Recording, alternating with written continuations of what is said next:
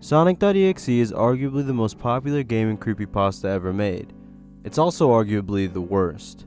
Okay, it probably doesn't even crack the top 100 worst, but it's still very, very bad. But what if someone rewrote the infamous story that we all know? What if they even made it good?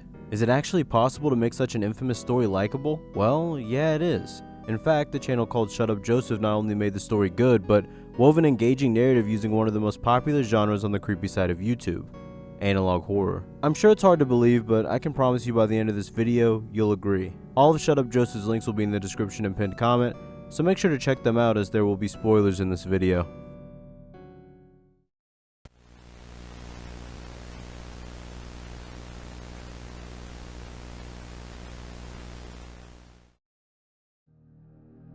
NeedleMouse VHS is an analog horror series that was started on October 16th by shutupjojo. I'll be covering each episode, but I won't be showing them in their entirety. Again, as I just said before, please check out the original series if you don't want to be spoiled, and really you should anyway because the creator is super talented. Just in case you're unfamiliar, I'll briefly explain what exactly Sonic.Exe is. Sonic.Exe is a creepypasta that was originally posted to the Creepypasta Wiki on August 9, 2011 by JC the Hyena. It's about a Sonic fan named Tom who gets a disc from his friend named Kyle. Although Tom is warned by Kyle to never play the disc, he does anyway. What ensues is a story of true terror as Sonic takes out his friends and Dr. Eggman one by one. After this sequence of events, the author says, and I quote, "Sonic was a monster. A pure evil, sadistic, all-powerful, nightmarish, demented monster. And all of his victims, including Tails, Knuckles, Robotnik, and possibly Kyle, are just his little toys, and the game is the very gateway into his chaotic, nightmarish world and the very hell his victims are trapped in." Eventually, after quitting the game and crying, Tom turns around to find a Sonic.Exe plushie right behind him. Truly the type of ending that keeps you up at night. Now granted, I gave you the short version, and if you really want to read it in its entirety or listen to the story, feel free to, but I pretty much covered all of the important bits in this video. Speaking of Sonic.Exe, there's also a very popular game based off of the story that starts something like this.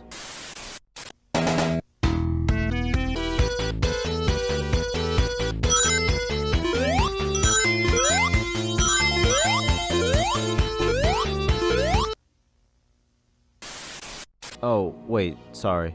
That's the wrong cartridge. Here we go.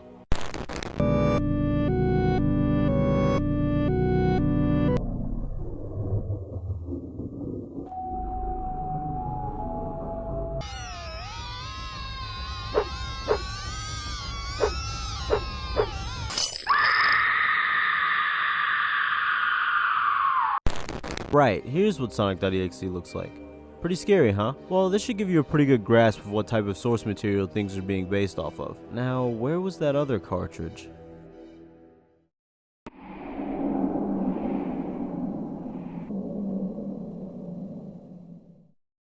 Oh, here it is. Let me just pop that into my very real TV really quick.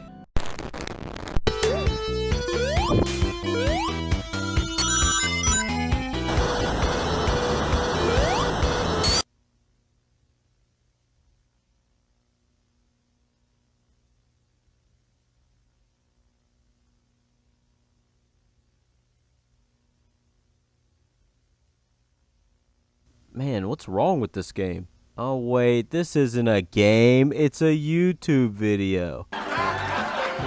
Guess I got out the controller for nothing. Anyway, as you saw before, Sonic has been trapped in this game for 34 years. Now, that may sound kind of odd. First of all, because even at the time of writing this script, Sonic isn't even 31 yet, but secondly, because this is clearly being recorded on a VHS, meaning it's more than likely that this Sonic would have had to have been trapped there since the 60s.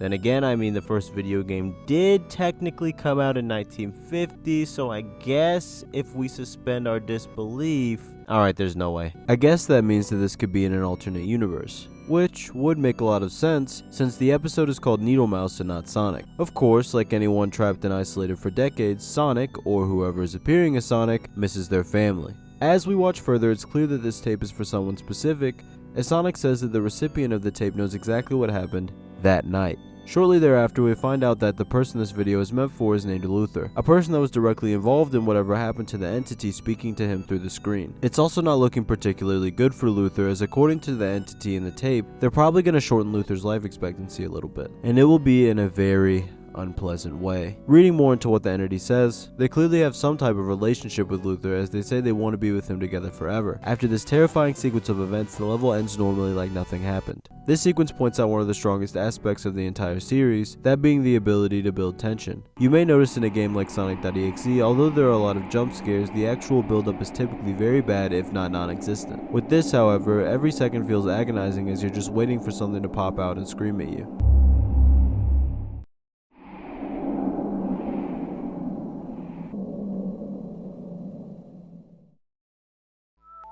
After a regular game over sequence, we get some text on the screen that says, "I can still feel that pain. I remember everything that happened. It plays in my head, over and over and over and over and over and over and over and over. The suffering is infinite." Whew, sorry, I got a little too into character right there. But now we know that whoever's possessing Sonic had something traumatic happen to them. Let's see what else they have to say. Michael was there that night. He did nothing to help.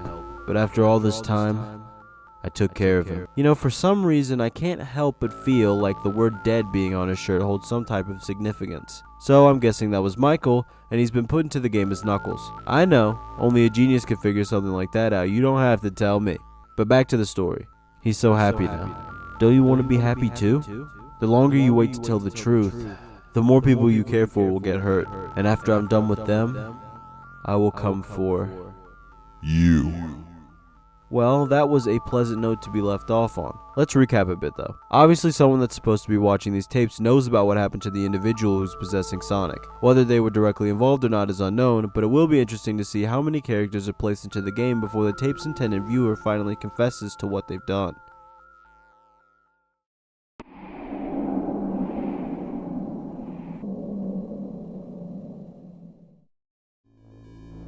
I'm so tired.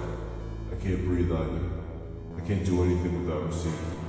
I can hear everything. People chatting, people enjoying themselves, life moving on. But I'm stuck, even with them. I'm alone. What a way to start an episode off. This allows us to confirm a couple of things.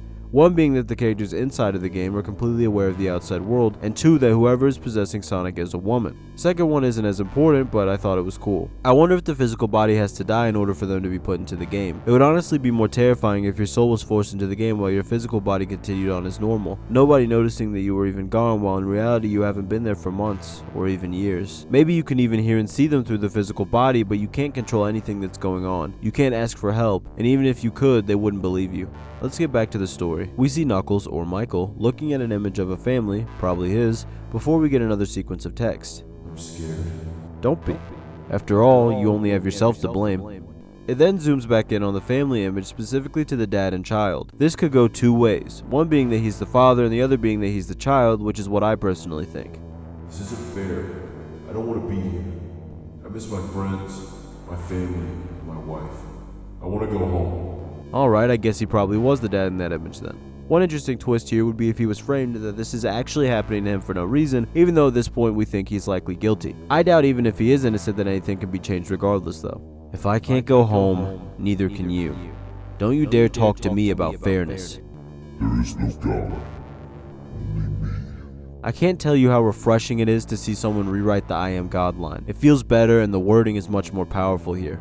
You'll see a lot of good yet subtle revisions like this throughout the series. Another not so subtle thing I'd like to point out is how so far the Sonic characters are actually associated with real people, and them being tormented in the game makes sense as it's not just Sonic being bad for shock value.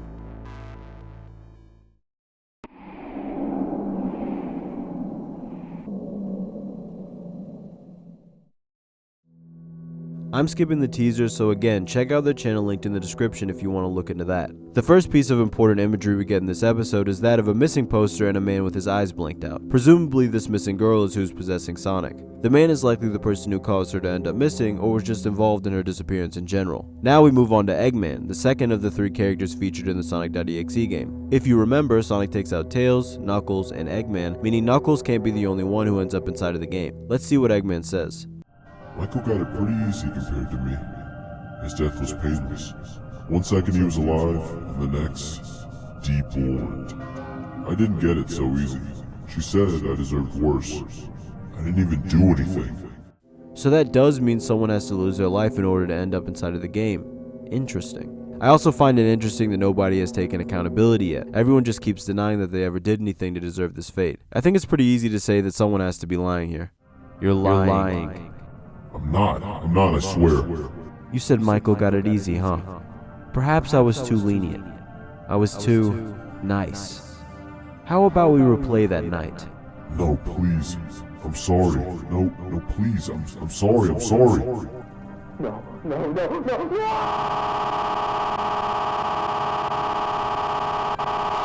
That was some intense imagery. One thing you'll notice is that the person who's Eggman looks very similar to the one man with his eyes blinked out. We also see an image of a person's body completely censored except for their feet. This is likely the body of the man that's now Eggman. He then describes how she ended his life by taking out his eyes and making it very slow and painful. Afterwards, he warns Luther and tells him to destroy the disc.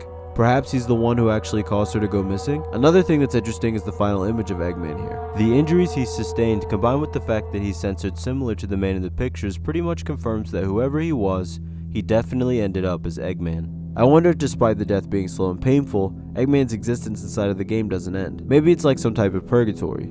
This address is probably the location of either a body or where the incident originally happened that caused the victim to go missing. I think that's fair enough to say, although it could be wrong. It definitely has to be some type of clue for the tape's intended watcher regardless.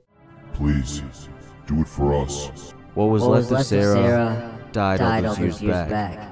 Don't fall for her facade. Future me here, just wanted to say that the previous section has heavy foreshadowing despite me misinterpreting it while writing the script as I watched, so just keep that in mind. It's possible that Sarah is actually lying here, but it's also possible that alternatively either Eggman or Knuckles are attempting to influence the intended watcher of the tape. After all, people that take the lives of others wouldn't want it to be known that they did what they did, otherwise they wouldn't be able to get away with it. Why do you think people lie in the interrogation room? Playthrough of this game is prohibited. Turn the game off now. Eggman and Knuckles talk about how tired they are of Sarah and that she needs to get what she deserves. Maybe this is alluding to Luther being the one to give Sarah what she deserves. I'm kind of surprised that they're openly talking like that though, considering that supposedly Sarah can hear and see everything that they do. Luther Artwright, February 13th, 1995. In this tape, Luther explains that in 1963 they had attended a college party. During this party, people got drunk and a fight broke out. Sarah was dealt a mortal wound, although Luther explains he doesn't know who dealt the final blow. After this, Luther and some others took the body to a lake and she was never found. He then states that he's going to destroy the disc of the game and that hopefully that will set everyone trapped in the game free. To me, it seems like everyone here is getting what they deserved, but who knows. Luther soon realizes that he lost the disc and then Sonic appears on the screen. 30 years. 30 long years. I finally got you. You're mine, Luther.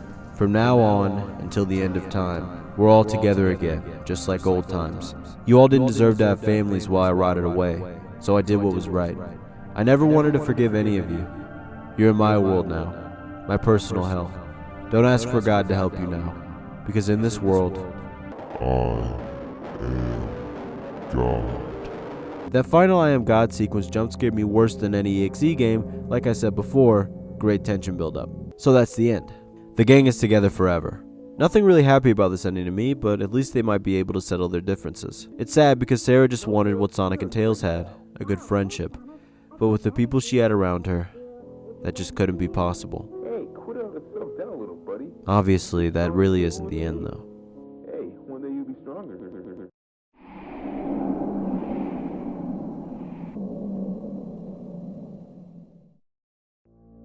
Remember the original Sonic.Exe story I mentioned way back at the start of this episode? Well, it's finally time for Sarah to visit the two main characters of that story, Kyle and Tom. On October 8, 2008, a video called Genesis Sonic Comp Beta was posted from the fictional Speed Duo 64 channel. They explained that they found a beta game for a Sonic Comp disc from the 90s. They showcased some concept art and in-game screenshots. After the video wraps up, we see Tails, or Luther, watching the video from his character's select box. In the background are a corrupted Knuckles and Eggman, and Luther appears behind Tails and his eyes light up before the video cuts out. I'm guessing they're watching them due to the fact that they have the disc now? Since they're literally technology, it's likely not very hard for them to access a YouTube video. A corrupted Sonic stands in a field and turns to face us before saying, "I don't think so, Luther."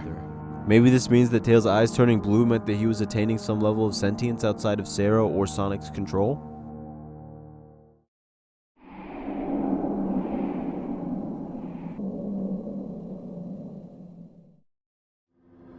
Tom and Kyle got more screenshots of the supposed Sonic game. However, when watching the beginning of the presentation, we noticed two distinct images, one being a shadowed Knuckles on a burning Angel Island, and the other is an image of the 63 Fun Gang Forever pic that we've seen before. They then show an attempted recording of the game, which quickly switches to Tails' POV inside of the game. He's looking down at the 63 Fun Gang Forever picture, and it briefly covers everyone's face except for Sarah's. Sarah, of course, having a similar look to the corrupted Sonic. It then shows a flashback of a conversation Luther and Sarah have, wherein Sarah gives him advice and then invites him to go to a party, and he agrees. He then says that he'll always be there for her forever. This explains a lot, not only why Luther is so bent on saving everyone else, but also why he specifically Tails. Luther is the type of person to dedicate himself to something. Obviously, considering the fact he participated in hiding Sarah's body, he isn't always that way, but that event could have caused him to be filled with so much regret that he would never betray anyone like that again. That's why he's still maintaining his sanity even though Michael and Martin couldn't. It also explains why he's Tails, as of course he was likely her best friend, much like Tails is to Sonic.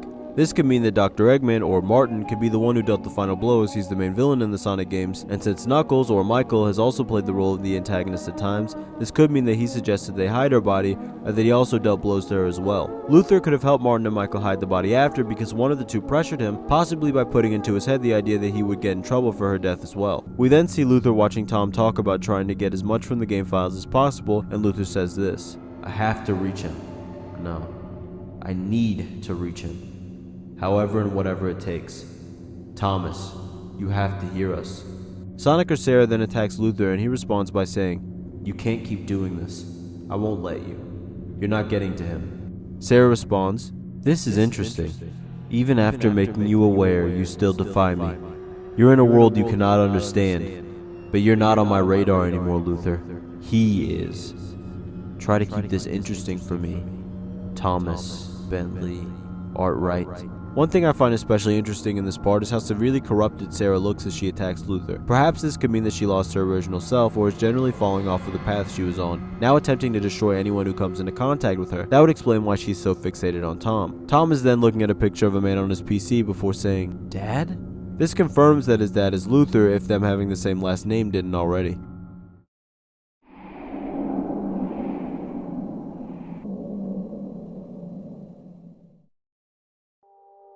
The video starts off with Sarah monologuing about how she woke up in an unknown place and over the course of 30 years she was alone with her thoughts. She talks about her frustrations with Michael, Martin, and Luther betraying her and how she just wanted to spend time with them and her girlfriend. She then exclaims that they couldn't have forgotten her, but maybe they did and that they all must have hated her. Luther appears and says, "Together forever," before disappearing again. She then exclaims that if she doesn't get to go home, they don't either. After this, we see her letting go of her old memories, burning them away with the fiery rage inside of her heart. The moment she becomes bent on revenge, those memories meant nothing. After this, we see another video from Tom. "Hey, it's Tom. We've been long overdue for an update. Ever since we last dug into the files, I haven't been feeling the greatest. I've been having headaches ever since, and some weird dreams. I can never remember them fully, but I can vaguely recall the face in them." He then shows a drawing clearly of Sarah. "I've never seen this person before, so why do they keep appearing in my dreams? I don't know what to do." Kyle's not answering his phone. "I just need someone to talk to. I'm just so alone, man. Dad." We then see Tom sitting down before he's lured by a corrupted voice to go look into his dad's stuff. The voice is in reverse and it seems to be saying that they have to beat her and that it's the only way. This of course is referring to Sarah. We see him pick up the NeedleMouse disc before it transitions to Kyle holding the disc. He tells Tom that they shouldn't look into the files of the disc because it goes way deeper than they thought. We see a figure outside of the window and then behind Kyle before he reaches towards the disc. He's stopped by none other than Sarah before his life is ended. The art really shines in this brief scene. Sarah's face looks like a scary image from the late 2000s when these videos are supposed to be taking place. All of this footage was on the disc that Tom watched. Unable to speak, he sits there wide-eyed and crying. "I feel complete. But if I'm so complete, why don't I like it? Why am I not happy?" Sarah is finally questioning if this path of revenge is a good one to follow. Granted, she did it after she already took out everyone except for Tom, but it's a good sentiment nonetheless. A pair of red eyes watches Sarah from the top left, likely meaning that there's someone on a much higher level than her in control. The last section of the video has reversed audio, which says, "In this world, death is not dead. While I am unable to explain Michael and Martin, I can release you, Kyle. You have to survive. You have to get up. Now. Get up. Get up, Kyle." Kyle is the only one on the same level as Luther, and he may be the one to end Sarah's reign of terror.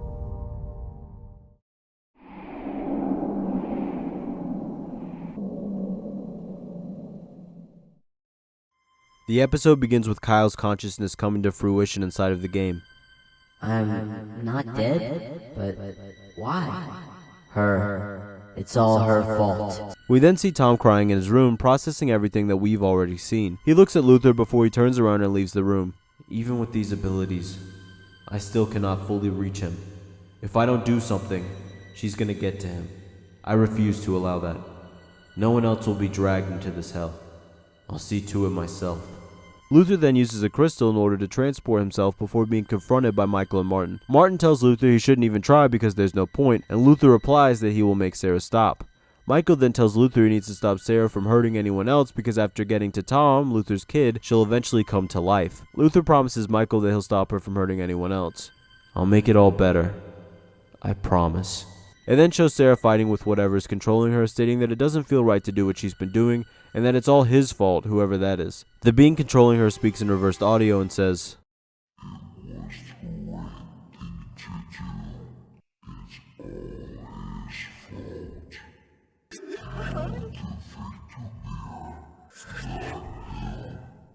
She then confronts Kyle, who says, You did this to me. We go back to Tom, who's looking through a photo album before being interrupted by Sonic game sounds coming from his PC. On the PC screen, we see Kyle fighting Sarah. Why do you keep fighting? I refuse to be your puppet. I will stop you. Adorable. You're fighting back, despite everything. But yet, you forget who's truly in control here. I won't let you people hurt her anymore. Kyle then gets defeated with Sarah saying, You're in my world now, just like the others. You're fun to play with, Kyle, but soon, someone else will be joining us. Isn't that right, Tom? Sarah comes out of the screen and grabs Tom before being stopped by Luther, who says her fight's with him and to let him go. How are you still alive? Sarah then goes back into the PC to presumably fight Luther. I need to help them, but how? The disc. I need to destroy the disc. Luther and Sarah confront each other, and it plays the audio from the flashback wherein Luther tells Sarah he'll always be by her side. Sarah tells Luther he's always been stubborn, and Luther replies by stating he won't allow her to continue what she's doing. The facet nature of people seems to be of pittance, with the looping nature of the human mind. Luther then attempts to attack Sarah before she escapes. But why? Nothing more than to get what I want back, they answer. But why again? Why repeat yourself when you know of the results ahead of you? Only I can see where I'll go. You dictate nothing for my case, the second replies calmly. Luther then catches Sarah before she can escape. You won't realize until it happens again. You won't realize until you see yourself dead again. You won't realize until you find yourself with her again. You won't realize until the change is made. You're doomed, even from the start. You're stuck with me in this loop. You have nothing more than what I have. Give up and find the answer to get yourself out of this.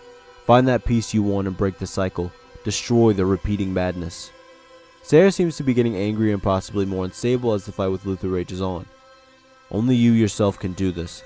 I have yet to await that moment. Sarah and Luther exchange dialogue again, with Sarah exclaiming that she doesn't understand why Luther continues, and Luther again responding that he won't let her continue. She further mocks him and tells him that he's more like her than he thinks.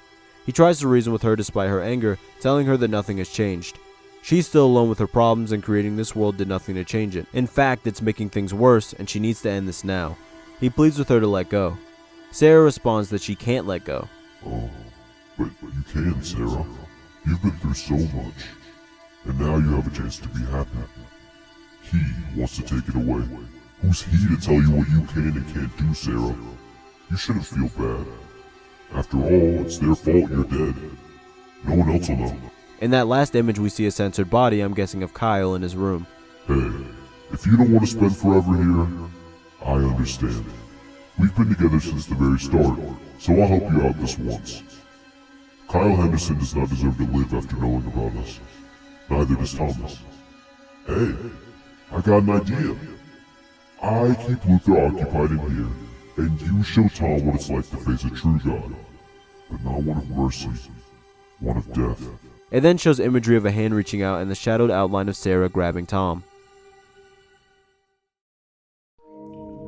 Now, at the time of me writing this script, that's as far as the story goes. A story of a person who is betrayed by her friends, tossed to the wayside, and her fate hidden away from the world. She chooses a path of revenge, and because of that, in a way, enters her own eternal punishment, having to constantly question if what she's doing is okay, if she even wants any of this. Only 2 of her 4 victims even attempt to fight back anymore, possibly fighting an impossible battle, possibly preventing the end of much more than Tom. This is what Sonic.Exe could have done, could have been.